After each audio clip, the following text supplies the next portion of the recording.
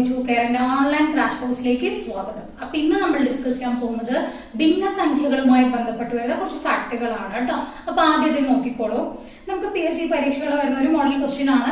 ഭിന്നസംഖ്യകൾ തരും. അതായത് ഇവിടെ നോക്കാം 1/7, 1/5, 1/3, 1/9, 1/2 എന്നിട്ട് ചോദിക്കുകയാണ് ഇതിൽ ഏറ്റവും വലിയ ഭിന്നസംഖ്യ ഏതാണ്, അല്ലെങ്കിൽ ഏറ്റവും ചെറിയ ഭിന്നസംഖ്യ ഏതാണ്. ക്ലിയർ ആണോ? അപ്പൊ ഇങ്ങനെ ചോദിക്കുന്ന സമയത്ത് അതിന് പല മോഡലാണ് ഇതിൽ ക്വസ്റ്റ്യൻ വരിക. അതിന്റെ ഓരോന്നായിട്ട് ഞാൻ പറഞ്ഞുതരാം. ഇതിൽ ഫസ്റ്റ് വണ്ണിൽ എന്തായിരുന്നു, എല്ലാത്തിനും നോക്കൂ, ന്യൂമറേറ്റർ അതിന്റെ അംശം എന്താണ്, തുല്യമാണ്. ഒരേ അംശം, അതായത് ഒരേ ന്യൂമറേറ്റർ വരുന്ന ക്വസ്റ്റ്യൻ ആണെങ്കിൽ ഇതിലെ വലുത് കണ്ടുപിടിക്കാൻ പറഞ്ഞു കഴിഞ്ഞാൽ ഡിനോമിനേറ്ററിൽ ഏറ്റവും ചെറുതെടുത്ത് എഴുതുക. എന്താ ചെയ്യേണ്ടത്, ന്യൂമറേറ്റർ സെയിം ആണ്, മനസ്സിലായോ, അംശം തുല്യമാണ്, ഛേദമാണ് ഇതിൽ വ്യത്യാസം വന്നിരിക്കുന്നത്. ഇങ്ങനെ ഒരു ക്വസ്റ്റ്യൻ ആണ് വരുന്നതെങ്കിൽ എന്താ ചെയ്യണ്ടേ, വലുത് ചോദിച്ചാൽ ഏതാ നിങ്ങൾ എടുത്ത് എഴുതണ്ടേ, ഡിനോമിനേറ്ററിലെ ചെറുത്. കാരണം ന്യൂമറേറ്റർ സെയിം ആണ്, പിന്നെ നോക്കണ്ട. ഏത് നോക്കാം, ഡിനോമിനേറ്ററിലെ ഏറ്റവും ചെറുത് ഏതാണ്, 1/2 ആണ്. അപ്പൊ ഇതിൽ ഏറ്റവും വലുത് ഏതാണ്, 1/2 ആണ് ഇതിൽ ഏറ്റവും വലുത്. ക്ലിയർ ആണോ? ഇനി ഇതിലെ ചെറുതാണ് ചോദിക്കണതെങ്കിൽ ന്യൂമറേറ്ററിൽ മീൻസ് ന്യൂമറേറ്റർ തുല്യമാണ്, ഡിനോമിനേറ്ററിലെ ഏറ്റവും വലുത് എടുത്ത് എഴുതുക. ഇതിൽ ഏതാ ഏറ്റവും വലുത്, 9 ആണ്. മനസ്സിലായോ? അപ്പൊ എന്തായിരുന്നു, 1/9 ആണ് ചെറുത്. അപ്പൊ ഇത് ചെറുതും 1/2 എന്ന് പറയുന്നത് എന്തായിരിക്കും, വലുതുമായി. കണ്ടീഷൻ മനസ്സിലായില്ലേ? അപ്പൊ എങ്ങനെയാ, ന്യൂമറേറ്റർ തുല്യമായിട്ട് വരുന്ന സമയത്ത് ഡിനോമിനേറ്റർ ഡിഫറെന്റ് ആണ് എങ്കിൽ എന്താ ചെയ്യണ്ടേ, എങ്ങനെ നോക്കുക, ഡിനോമിനേറ്റർ മാത്രം നോക്കിയാൽ മതി കേട്ടോ. ഡിനോമിനേറ്ററിൽ ഏറ്റവും ചെറുത് വലുതും ഏറ്റവും വലുത് ചെറുതുമായിരിക്കും. ക്ലിയർ അല്ലേ? പറയുന്ന കാര്യങ്ങൾ നോട്ട് എഴുതി എടുക്കുക കേട്ടോ. ഓക്കെ, അടുത്തൊരു ക്വസ്റ്റ്യൻ നോക്കിക്കോളൂ, അടുത്തൊരു മോഡൽ നോക്കിക്കോളൂ. 7/3, 15/3, 5/3, 19/3, 11/3. ഇവിടെ എങ്ങനെ വന്നിരിക്കുന്നേ, ഇതിലെല്ലാം നോക്കൂ, ഡിനോമിനേറ്റർ അല്ലെ, താഴത്തെ ഭാഗം ഛേദം എന്താണ്, തുല്യമാണ്. ഇങ്ങനെയാണ് ഒരു ക്വസ്റ്റ്യൻ വരുന്നതെങ്കിൽ ഇവിടെ നമുക്ക് എന്ത് ചെയ്യണം, വലുത് ഏതാണ് ചെറുത് ഏതാണ് എന്ന് ചോദിക്കാം. സോ അങ്ങനെ ചോദിക്കുന്ന സമയത്ത് ഇതിൽ ഏറ്റവും വലുതെന്ന് പറയുന്നത് ഈ തന്നിരിക്കുന്നത്. നമുക്കപ്പോ എന്താണ്, താഴെ സെയിം ആയതുകൊണ്ട് നമ്മൾ താഴെ നോക്കണമെങ്കിൽ ഏത് മാത്രം നോക്കിയാൽ മതി, മോൾ ഭാഗം, അതായത് ന്യൂമറേറ്റർ മാത്രം നോക്കിയാൽ മതി. അങ്ങനെയല്ലേ ഞാൻ പറഞ്ഞു. സോ ന്യൂമറേറ്റർ നോക്കാം, ഈ ന്യൂമറേറ്ററിൽ ഏറ്റവും വലുത് ഏതാണോ അത് തന്നെയായിരിക്കും വലുത്. ഇതിൽ ഏതാ വലുത്, 19 അല്ലെ. അപ്പൊ ഏതാണ് വലുത്, 19/3 ആണ് ഇതിലെ ഏറ്റവും വലുത് എന്ന് പറയുന്നത്. ക്ലിയർ ആണോ? ഇനി ഇതിലെ ചെറുതാണ് അവർ ചോദിക്കണമെങ്കിൽ ഇതിലെ ഏറ്റവും ചെറുത് ഏതാണോ അത് തന്നെയാണ് ചെറുത്. അതായത് ഈ നമ്പേഴ്സിൽ ന്യൂമറേറ്റർ മാത്രം നോക്കാനാ പറയുന്നത്. ഏറ്റവും ചെറുത് ഏതാണ്, 5 ആണ് അല്ലെ. പിന്നെ 7ഉം 11 ഒക്കെ ഉള്ളു. സോ ഏതായിരിക്കും, 5/3. ഇതിലെ ഏറ്റവും ചെറുതപ്പോ ഏതാണ്, 5/3 ആയിരിക്കും. ക്ലിയർ ആണ്? അപ്പൊ ഇതാണ് അതിലെ ചെറുത്. അപ്പൊ രണ്ട് കണ്ടീഷൻ മാറിപ്പോരുത്. ന്യൂമറേറ്റർ സെയിം ആയി കഴിഞ്ഞാൽ ഡിനോമിനേറ്റർ നോക്കുക, സെയിം ഉള്ളത് പിന്നെ നോക്കണ്ട. ഓക്കെ, ഡിഫറെന്റ് ഉള്ള ഭാഗം നോക്കിയാൽ മതി. അതില് ഏറ്റവും ചെറുത് വലുതും വലുത് ചെറുതുമായിരിക്കും. ഇനി ഡിനോമിനേറ്റർ ആണ് സെയിം ആണെങ്കിൽ ന്യൂമറേറ്ററിൽ എങ്ങനെയാ, വലുത് തന്നെയാണ് വലുത്, ചെറുത് തന്നെയാണ് എന്ത്, ചെറുതായിട്ട് വരിക. ഇതാണ് ഫസ്റ്റത്തെ രണ്ട് കണ്ടീഷൻ എന്ന് പറയുന്നത്. ക്ലിയർ അല്ലേ അത്? ഓക്കെ, അപ്പൊ അടുത്തൊരു മോഡൽ നോക്കിക്കോളൂ. 13/11, 17/15, 9/7, 45/43, 11/9. ഓക്കെ, ഇവിടെ ഒരു ബന്ധമുണ്ട്. ഇവിടെ നോക്കാം, മീൻസ് ന്യൂമറേറ്റർ ഡിനോമിനേറ്റർ നമ്മൾ വ്യത്യാസം എല്ലാത്തിലും എത്രയാണ്, 2 ആണ്. എല്ലാത്തിലും എങ്ങനെയാണ്, 2 ആണ്. അപ്പൊ അത് നോക്കണം ഒന്ന്. അങ്ങനെ ഒരു കണ്ടീഷൻ ആണ്. പിന്നെ അതിൽ നോക്കേണ്ടത് എങ്ങനെയാ, നോക്കൂ, ഡിനോമിനേറ്ററേക്കാൾ കൂടുതലാണ് ഏത് വന്നിരിക്കുന്നത്, ന്യൂമറേറ്റർ. ഡിനോമിനേറ്ററേക്കാൾ വലുതാണ് എന്ത്, ന്യൂമറേറ്റർ. പിന്നെ എന്താണ്, എല്ലാം തമ്മിലെ ഡിഫറൻസും എന്താണ്, ന്യൂമറേറ്റർ ഡിനോമിനേറ്റർ തമ്മിലെ ഡിഫറൻസും സെയിം ആണ്. ഇങ്ങനെയാണ് ഒരു കണ്ടീഷൻ വരുന്നതെങ്കിൽ, ഓക്കെ, ഈ ഒരു മോഡലാണ് കണ്ടീഷൻ വരുന്നതെങ്കിൽ ഇതിലെ ഏറ്റവും വലുത് എന്ന് പറയുന്നത് ഈ സംഖ്യകളിൽ, അതായത് നമുക്ക് ഈ തന്നിരിക്കുന്ന സംഭവം ഉണ്ടല്ലോ, ഇതിൽ തന്നിരിക്കുന്നതിലെ ഏറ്റവും ചെറുത് ഏതാണ് എന്ന് നോക്കുക. ഈ തന്നിരിക്കുന്നതിലെ ഏറ്റവും ചെറുത്, ഈ തന്നിരിക്കുന്ന നമ്പേഴ്സിൽ ഏറ്റവും ചെറുത് ഏതാണ്, 9/7 എന്ന നമ്പറാണ്. ബാലൻസ് എല്ലാം അതിനേക്കാളും വലിയ നമ്പർ അല്ലേ, മനസ്സിലായോ? തന്നിരിക്കുന്ന നമ്പറുകളിലെ ഏറ്റവും ചെറിയ നമ്പർ നോക്കുക. ഏറ്റവും ചെറിയ നമ്പർ ഏതാണ്, 9/7 ആണ്. ഈ 9/7 ആയിരിക്കും ഏറ്റവും വലുത്. എന്തായിരിക്കും, 9/7 ആയിരിക്കും ഏറ്റവും വലുത്. മനസ്സിലായോ? ഏറ്റവും ചെറുത് ഏതാണോ അതായിരിക്കും ഏറ്റവും വലുതായിട്ട് വരുന്നുണ്ടാവുക. ഓക്കെ, അങ്ങനെയെങ്കിൽ തിരിച്ച് ഏറ്റവും ചെറുത് ഏതായിരിക്കും എന്നാണ്. അപ്പൊ ഈ തന്നിരിക്കുന്നതിലെ ഏറ്റവും ചെറുത് എന്ന് പറയുന്നത് ഈ തന്നിരിക്കുന്ന നമ്പേഴ്സിലെ ഏറ്റവും വലുത് നോക്കുക. ഇതിലെ തന്നിരിക്കുന്നതിൽ ഏറ്റവും വലുത് ഏതാണ്, 45/43 എന്ന്. നമ്പർ മാത്രം നിങ്ങൾ നോക്കിയാൽ മതി കേട്ടോ. ഡിവൈഡ് നോക്കുന്നൊന്നുമില്ല, നമ്മൾ ചുമ്മാ നമ്പർ ആണ് ഏറ്റവും വലിയ നമ്പർ.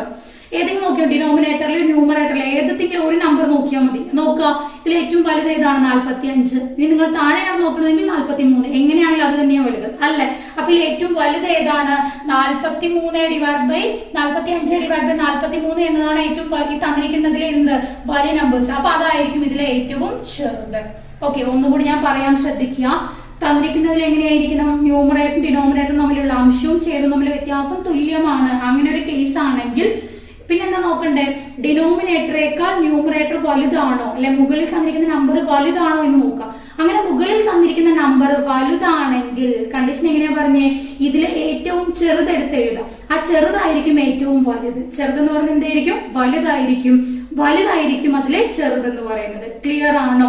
അപ്പൊ വേണമെങ്കിൽ നമുക്കിത് എന്ത് ചെയ്യാൻ അറിയാം. ഇതിനൊന്നും നമുക്ക് വേണമെങ്കിൽ ഞാനൊന്ന് ആരോഹണ ക്രമത്തിൽ എഴുതി തരാം. അതായത് ഏറ്റവും ചെറുത് മുതൽ ഏറ്റവും വലുതിലോട്ട് നമ്മൾ എഴുതാന്ന് വിചാരിക്കും. അപ്പൊ എന്താ പറഞ്ഞേ? ഏറ്റവും വലുതാണ് ചെറുതെന്ന് പറഞ്ഞു. അപ്പൊ ഏറ്റവും വലിയ നമ്പർ ഏതാണ്? 45/43. അപ്പൊ അതായിരിക്കും ആദ്യം വരിക. 45/43. അതിനുശേഷം വലുത് നോക്കുക. അതിനുശേഷമുള്ള വലുത് ഏതാണ്? ഇവിടെ 17 എന്നുള്ളത് അല്ലെ. 17/15. അതിനുശേഷമുള്ള വലുത് ഏതാണ്? ഇവിടെ കിടക്കുന്ന 13/11. അതിനുശേഷം ഏതാ? ലാസ്റ്റ് അല്ലെ 11/9. ഇനി അതിനുശേഷം ഏതാ? 9/7. ക്ലിയർ ആണോ? അപ്പൊ ഇതാണ് ഏറ്റവും ചെറുത്, ഇതാണ് ഏറ്റവും വലുത്. ക്ലിയർ? അപ്പൊ ഇവിടെ നിങ്ങൾക്ക് ഏത് സ്ഥാനം ചോദിച്ചാലും ഏറ്റവും വലിയ രണ്ടാമത്തെ ഏതാണ് ചോദിച്ചാൽ ഏതാ? 11/9. ഏറ്റവും ചെറിയ രണ്ടാമത്തെ ഏതാണ് ചോദിച്ചാൽ ഏതാ? 17/15. എങ്ങനെ വേണേലും കണ്ടുപിടിക്കാം. ഓക്കെ, ഇത് ഫസ്റ്റ്. ഇനി ഇതേ മോഡലിൽ തന്നെ അടുത്തൊരു ക്വസ്റ്റ്യൻ നോക്കിക്കോളൂ. 35/37, 11/13, 43/45, 17/19, 51/53. അപ്പൊ ഇവിടെ നോക്കുക. ആദ്യം ഇവർ തമ്മിലുള്ള ഡിഫറൻസ് എന്താണ്? സെയിം ആണ്. ഡിഫറൻസ് എങ്ങനെയാണ്? തുല്യമാണ്. ഓക്കെ, എല്ലാത്തിലും 2 തന്നെയാണ് വരുന്നത്. അംശവും ചേർന്ന് നമ്മൾ എന്താ വരുന്നത്? 2 ആണ് ഡിഫറൻസ് വരുന്നത്. പക്ഷെ ഇവിടെ വ്യത്യാസം എന്താ? നേരത്തെ ക്വസ്റ്റ്യൻ ഒന്നും ഇവിടേക്കുള്ള വ്യത്യാസം, അവിടെ ന്യൂമറേറ്റർ ആയിരുന്നു വലുത്, ഇവിടെ ഏതാ വലുത്? ഡിനോമിനേറ്റർ ആണ്. മനസ്സിലായോ? ഡിനോമിനേറ്റർ ആണ് വലുത്, ന്യൂമറേറ്റർ ചെറുതാണ്. ഇങ്ങനെയാണ് വരുന്നതെങ്കിൽ ന്യൂമറേറ്ററേക്കാൾ വലിയ ഡിനോമിനേറ്റർ വന്നു, അവർ നമ്മൾ അംശവും ചെയ്തും എല്ലാത്തിലും സെയിമുമായാൽ ഓക്കെ. നമുക്ക് PSC വരുന്ന സാധാരണ ഇങ്ങനെയുള്ള ക്വസ്റ്റ്യനുകളൊക്കെ തന്നെയാണ്, ലോജിക്കോട് കൂടി ചെയ്യേണ്ട കാര്യങ്ങൾ തന്നെയാണ് വരിക. ഓക്കെ, അപ്പൊ അങ്ങനെ വരുന്ന സമയത്ത് ഇതിലെ ഏറ്റവും വലുത് നോക്കുക. ഇതിലെ ഏറ്റവും വലുത് എന്ന് പറഞ്ഞാൽ ഏതാ? സംഖ്യ നോക്കൂ. 51, 53 എന്നുള്ളതാണ്. 51, 53. സോ അതായിരിക്കും ഏറ്റവും വലുത്. അപ്പൊ എന്താണ്? അത് തന്നെയാണ് വലുത്. അപ്പൊ വലുത് 51, 53 എന്നുള്ളത്. ഇനി ഇതിലെ ചെറുതാണ് ചോദിക്കുന്നതെങ്കിൽ ഈ സംഖ്യകളിൽ ഏറ്റവും ചെറുത് ഏതാ നോക്കൂ. ഏതാ ചെറുത് വന്നിരിക്കുന്നത്? 11/13. ഇത് തന്നെയായിരിക്കും ചെറുത്. ക്ലിയർ ആണോ? അപ്പൊ എങ്ങനെയാ പറഞ്ഞേ? അംശവും ചെയ്തും തമ്മിലെ ഡിഫറൻസ് എല്ലാത്തിലും തുല്യമാണ്. ഇനി എന്തായിരുന്നു? അംശത്തെക്കാൾ വലുത് ഏതാണ്? ഛേദം. താഴെയാണ് വലുത്, ഡിനോമിനേറ്റർ ആണ് വലുതാണെങ്കിൽ എങ്ങനെയാ പറഞ്ഞേ? അതിൽ ഏറ്റവും വലുത് തന്നെയാണ് വലുത്, ചെറുത് തന്നെയാണ് ചെറുത്. അതിന്റെ നേരെ ഓപ്പോസിറ്റ് ആണ് ഇവിടെ വരുന്നത്. ക്ലിയർ? ഏതെങ്കിലും നിങ്ങൾ ഒന്ന് കൃത്യമായിട്ട് പഠിച്ചു വെച്ചാൽ മറ്റേ നിങ്ങൾക്ക് ഓട്ടോമാറ്റിക്കലി കിട്ടുന്നുണ്ട്. നേരെ ഓപ്പോസിറ്റ് ആണ് നോക്കാൻ മതി. നേരത്തെ ഞാൻ പറഞ്ഞിരും അതുപോലെ തന്നെയായിരുന്നു. ഒരേ തുല്യമായിട്ട് അംശം വരുന്നത്, തുല്യമായിട്ട് ഛേദം വരുന്നതിലും നേരെ ഓപ്പോസിറ്റ് ആണ്. അതേപോലെ തന്നെയാണ് ഈ 2 കണ്ടീഷനിലും ഏതെങ്കിലും ഒന്ന് നന്നായി പഠിച്ചിരിക്കുക. അപ്പൊ മറ്റേത് അതിന്റെ ഓപ്പോസിറ്റ് ആണ് നോക്കി വെച്ചാലും മതി. ക്ലിയർ ആണോ? അപ്പൊ അടുത്തൊരു ക്വസ്റ്റ്യൻ നോക്കിക്കോളൂ. 8/10, 7/9, 3/5, 2/3. ഇതിലെ വലുത് അല്ലെങ്കിൽ ഇതിലെ ചെറുത്. അപ്പൊ ഇവിടെ നോക്കുക, നമ്മൾ സാധാരണ ഈ പറഞ്ഞ രീതിയിലല്ല, അത് നേരത്തെ പറഞ്ഞ പോലെ അംശം ഒരുപോലെ, ഛേദം ഒരുപോലെ, ഡിഫറൻസ് തുല്യം, ഇത് ഏത് കേസും അല്ല. അങ്ങനത്തെ കേസിൽ വരുന്ന സമയത്തുള്ള ഞാൻ പറഞ്ഞുതരാം. ഇത് അങ്ങനെയൊന്നും അല്ലല്ലോ. നോക്കൂ, ഇവിടെ 2 ഡിഫറൻസ്, ഇവിടെ 2 ഡിഫറൻസ്, ഇവിടെ 2, പക്ഷെ ഇവിടെ 1 ഡിഫറൻസ് ഉള്ളൂ. ക്ലിയർ ആണോ? അപ്പൊ നമുക്ക് എന്ത് ചെയ്യാൻ പറ്റില്ല. അങ്ങനെ ഫുൾ ആയിട്ട് നമുക്ക് ഈ 2/3 ഇതിന്റെ ഇടയിൽ എവിടെയാ വരിക എന്നുള്ളത് പെട്ടെന്ന് നോക്കുമ്പോൾ മനസ്സിലാവില്ല. പെർസെന്റേജിലേക്ക് കൺവേർട്ട് ചെയ്യുന്നത് ഓക്കെ കേട്ടോ. പെർസെന്റേജ് കൺവേർട്ട് ചെയ്യാൻ നിങ്ങൾക്ക് കിട്ടുന്നുണ്ടെങ്കിൽ ഓക്കെ, അല്ലെങ്കിൽ ഒരു എളുപ്പ വഴിയാണ് ഞാനത് പറഞ്ഞു തരുന്നത്. അങ്ങനെ ഡിഫറെന്റ് ആയിട്ട് വരുന്ന സമയത്ത് എളുപ്പത്തിൽ എങ്ങനെയാണത് കണ്ടുപിടിക്കാന്നുള്ളത്. ഓക്കെ, അതിനായിട്ട് നിങ്ങൾ ചെയ്യേണ്ടത് ആദ്യത്തെ 2 നമ്പർ, ഈ 2 നമ്പർ കേട്ടോ, ഇത് ഞാൻ കമ്പയർ ചെയ്യാൻ പോവാണ്. ഇത് ഞാൻ ചെയ്യാൻ പോകുന്നത് ഇങ്ങനെയാണ്. അതായത് 8 × 9 ഇവരെ തമ്മിൽ മൾട്ടിപ്ലൈ ചെയ്യാം. നോക്കൂ, 8 × 9 എന്ന് പറഞ്ഞാൽ എത്രയാ? 72 ആണ്. 72. ഇനി ഇവിടെ നോക്കൂ, 10 × 7 എത്രയാ? 70 ആണ്. ഈ 2 നമ്പർ നോക്കൂ, ഇതിൽ ഏതാ വലുത്? ഈ നമ്പറാണ് വലുത്. അപ്പൊ നോക്കാം, 8/10 എന്ന് ഞാൻ താഴെ എടുത്ത് എഴുതിയിട്ടുണ്ട് കേട്ടോ. നിങ്ങൾക്ക് അറിയാൻ വേണ്ടിയിട്ടാണ് 8/10 എന്ന് എഴുതി.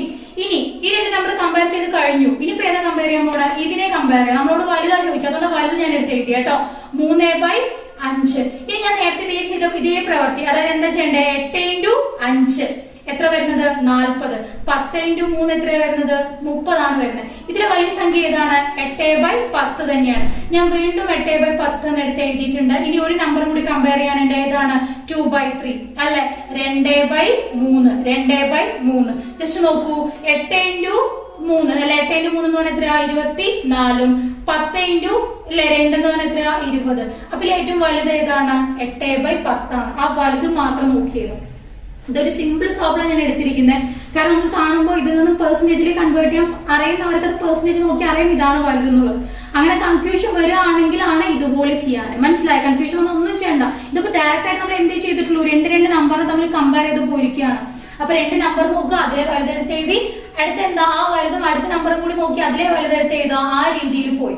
ഏറ്റവും വലുത് ഏതാണ്? 8/10. ഓക്കെ, ഇതേ ക്വസ്റ്റ്യനിൽ തന്നെ ഞാൻ നിങ്ങൾക്ക് ചെറുത് കണ്ടുപിടിക്കാൻ പറഞ്ഞുതരാം കേട്ടോ. ചെറുത് എങ്ങനെ കണ്ടുപിടിക്കാൻ കൂടി പറഞ്ഞുതരാം. ഓക്കെ, അപ്പൊ നോക്കിക്കോളൂ, ഞാൻ ഫസ്റ്റ് മുതൽ തന്നെ ചെയ്യാണ് കേട്ടോ. അതായത് ഇപ്പൊ നമുക്ക് തന്നിരിക്കുന്ന ക്വസ്റ്റ്യനിൽ ആദ്യത്തെ 2 നമ്പർ 8/10 7/9 ആദ്യം കമ്പയർ ചെയ്യാം. എങ്ങനെയാ? ഇതിനെ ക്രോസ് ആയിട്ട് മൾട്ടിപ്ലൈ ചെയ്യാം. അത് 8 × 9 എന്ന് പറഞ്ഞിട്ട് ഇവിടെ എഴുതി വയ്ക്കുക, 72. ഇനി 7 × 10 70. മനസ്സിലായി? എങ്ങനെയാണ് മൾട്ടിപ്ലൈ അവിടെ തന്നെ എഴുതിയാൽ മതി, അതിന്റെ മുകളിൽ തന്നെ എഴുതിയാൽ മതിയേ. അപ്പൊ നോക്കി, ഇതിൽ ഏറ്റവും ചെറുതാണ്, ചെറുതല്ലേ പറഞ്ഞിരിക്കുന്നത്. അപ്പൊ ഈ ചെറുത് ഏതാണ്? ഇവിടെ 70 ആണ് ചെറുത്. അപ്പൊ ഏതെടുത്ത് എഴുതണ്ടേ? 7/9 ഞാൻ എടുത്ത് എഴുതി. ഈ 2 നമ്പറും കമ്പയർ ചെയ്ത് കഴിഞ്ഞു. ഇനി ഏത് നോക്കണ്ടേ? ഈ നമ്പർ. അപ്പൊ 3/5. ജസ്റ്റ് വീണ്ടും നോക്കൂ, ഏതൊക്കെയാണ്? 7 × 5 ചെയ്യാ എത്ര വരുന്നത്? 35. 9 × 3 ചെയ്യുമ്പോൾ എത്ര വരുന്നത്? 27. അപ്പൊ ഇതിൽ ചെറുത് ഏതാണ്? ഇതല്ലേ 27 ചെറുത്. അപ്പൊ 3/5 എടുത്ത് എഴുതി. ഇനി വീണ്ടും ഒരു നമ്പർ കൂടി ഉണ്ട്. ഏതാണ്? 2/3 കൂടി ഉണ്ട്. അതും കൂടി ജസ്റ്റ് ഒന്ന് കമ്പയർ ചെയ്യാം. സോ എങ്ങനെ ചെയ്യാൻ പറഞ്ഞേ? 3 × 3 എത്രയാ? 9. ഇനി 5 × 2 10. അപ്പൊ ഇതിൽ ഏതാ ചെറുത്? 9 ആണോ 10 ആണോ? 9 ആണ്. അപ്പൊ ഇതിൽ ഏറ്റവും ചെറുത് ഏതാണ്? 3/5 ആണ്. 3/5 ആണ്. ക്ലിയർ ആണോ? അപ്പൊ എങ്ങനെ ഡിഫറൻസ് ഉള്ള ക്വസ്റ്റ്യൻ വന്നാലും പോയിന്റ് ചെയ്യാതെ, അല്ലെങ്കിൽ ഇതൊന്ന് ഡിവൈഡ് ചെയ്ത് നോക്കി പോയിന്റ് ഇട്ട് നോക്കി മൈന്യൂട്ട് ഡിഫറൻസ് ഒക്കെ ചിലപ്പോൾ വരും. മനസ്സിലായോ? അങ്ങനെ ഒന്ന് നോക്കുന്നതിന് പകരം നമുക്ക് എന്ത് ചെയ്യാം? ഈ രീതിയിൽ ചെയ്തു പോവാം. അപ്പൊ 2 നമ്പറെ തമ്മിൽ കമ്പയർ ചെയ്യാം. ഓപ്പോസിറ്റ് ഉള്ളതാണ് കേട്ടോ. ഇങ്ങനെയാണ് മൾട്ടിപ്ലൈ ചെയ്യുന്നത്. മൾട്ടിപ്ലൈ ചെയ്തിട്ട് അതിന്റെ മുകളിൽ തന്നെ എഴുതി വെക്കാം. ഇവിടെ മൾട്ടിപ്ലൈ ചെയ്യാം, ഇവിടെ എഴുതി വെക്കാം. വലുതാണെങ്കിൽ വലുത് മാത്രം അടുത്ത സ്റ്റെപ്പിലേക്ക് കൊണ്ടുപോവാം. ചെറുതാണ് ചോദിക്കുന്നുണ്ടെങ്കിൽ ചെറുതുകളെ അടുത്ത സ്റ്റെപ്പിലോട്ട് നമ്മൾ കൊണ്ടുപോവാം. ക്ലിയർ അല്ലേ അത്? ഓക്കെ, അപ്പൊ ഞാൻ ആ മോഡലിൽ തന്നെ മറ്റൊരു ക്വസ്റ്റ്യൻ കൂടി ചെയ്തു തരാം. നോക്കിക്കോളൂ, 7/11 11/17 8/15 5/9 ഇതിലെ വലുതാണ് നമ്മൾ കണ്ടുപിടിക്കാൻ പോകുന്നത്. ഓക്കെ, ഇതിലെ വലുത് ഏതാണ്? എങ്ങനെ പറഞ്ഞെന്ന് ഞാൻ ആദ്യം എന്താ ചെയ്യണ്ടേ? 2 എണ്ണം അല്ലെ? ആദ്യത്തെ 2 എണ്ണം നമ്മൾ കമ്പയർ ചെയ്യാം. സോ 7/11 11/17 ക്രോസ് ആയിട്ട് മൾട്ടിപ്ലൈ ചെയ്ത് നോക്കാം. 7 × 17 7 × 17 എന്ന് പറയുമ്പോൾ 119. 7 × 17 119 വരുന്നുണ്ട്. ഇവിടെ 11 × 11 121 ആണ്. 121. അപ്പൊ ഇതിൽ ഏതോ വലുത്?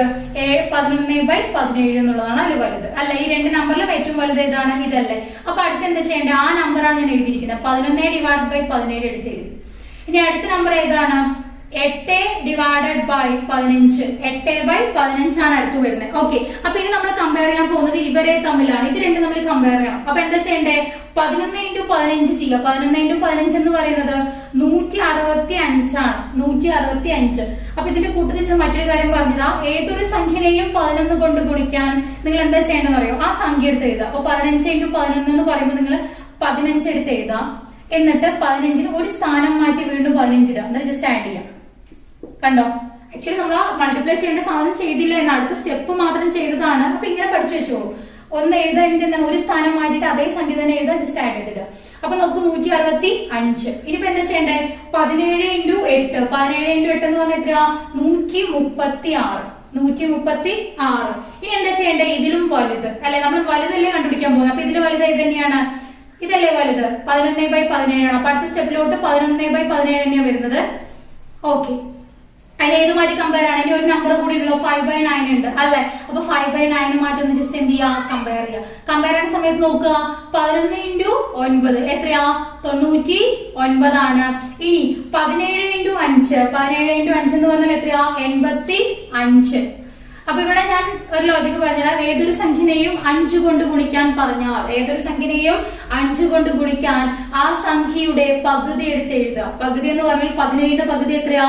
8.5 അല്ല? 8.5 എങ്ങനെയാ? 16ന്റെ പകുതി 8ഉം 1ന്റെ പകുതി 6 8.5 എന്ന് വരും. 8.5 എന്ന് വരും.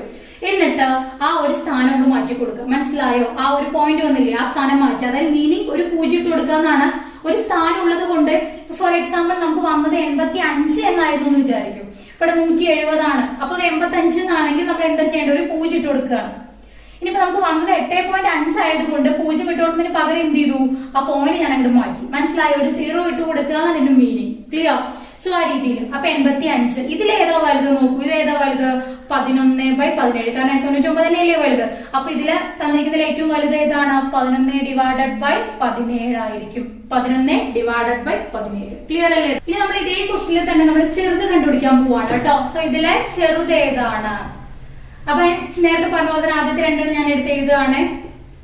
7/11 11/17 എന്നുള്ളത്. ഓക്കെ, ജസ്റ്റ് അതിനെ മൾട്ടിപ്ലൈ ചെയ്തിട്ടാണ്.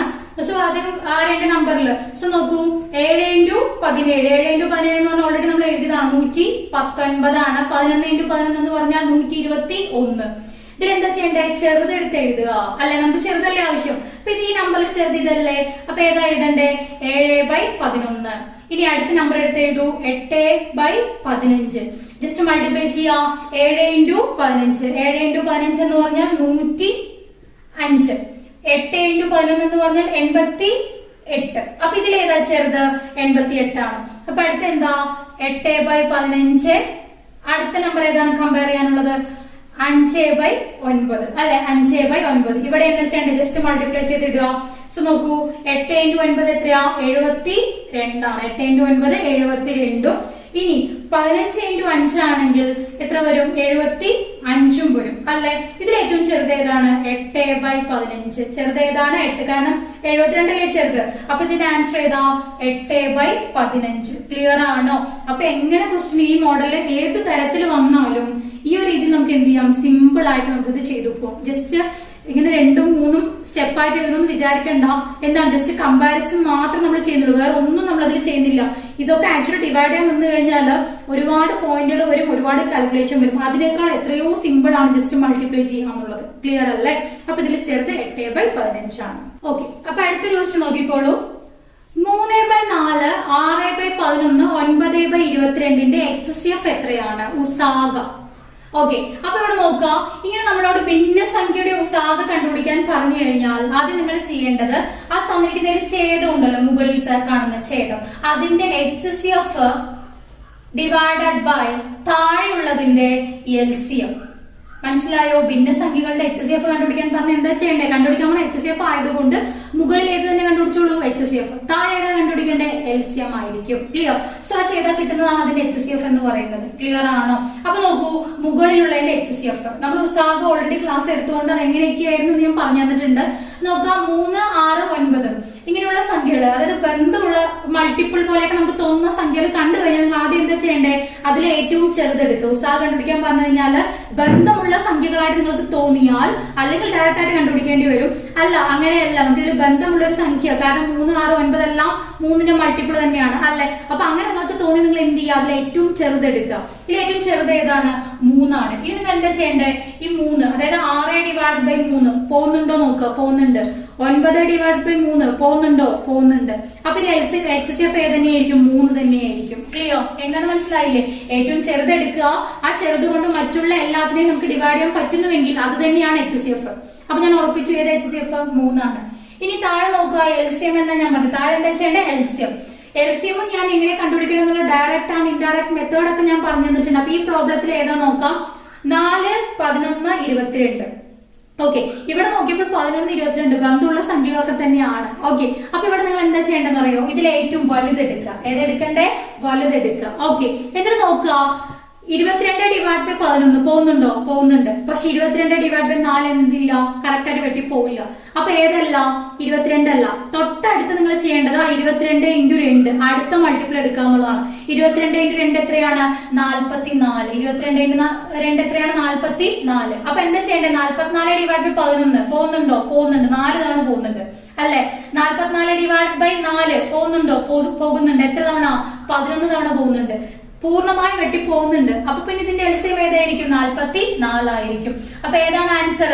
3/44. അപ്പൊ നോക്ക്, HCF നോക്കുമ്പോൾ ബന്ധമില്ലെങ്കിൽ ഡയറക്റ്റ് ആയിട്ട് നമ്മൾ സ്റ്റെപ്പ് ആയിട്ടാണ് ചെയ്യേണ്ടി വരും.